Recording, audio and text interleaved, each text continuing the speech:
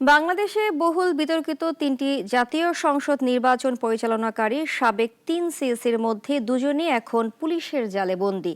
তবে এখনও ধরাছোঁয়ার বাইরে আরেক সিএসি কাজী রাকিবউদ্দিন আহমেদ। মামলার আসামি হলেও অধরা রয়েছেন ৩ কমিশনের কমিশনাররা। প্রহসনের নির্বাচন করার অভিযোগে সাবেক ৩ সিইসি সহ ২৪ জনের নাম উল্লেখ করে গত রোববার রাজধানীর শেরেবাংলানগর থানায় মামলা করেন বিএনপির নির্বাহী কমিটির সদস্য সালাউদ্দিন খান। মামলায় ২০১৪ সালের জাতীয় সংসদ নির্বাচনে তৎকালীন সিইসি কাজী রকিবউদ্দিন আহমেদ, ২০১৮ সালের নির্বাচনে তৎকালীন সিইসি কেএম নুরুল হুদা ও ২০২৪ সালের নির্বাচনে তৎকালীন সিইসি কাজী হাবিবুল আওয়ালকে আসামি করা হয়।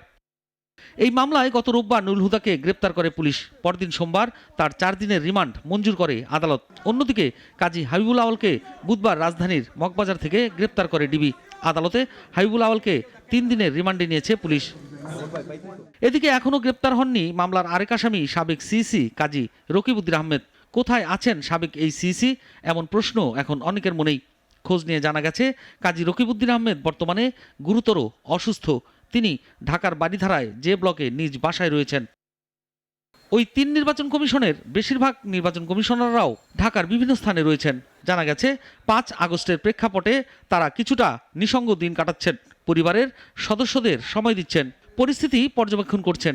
পরিবর্তিত পরিস্থিতিতে কিছুটা আতঙ্কিত অবস্থায় রয়েছেন তারা।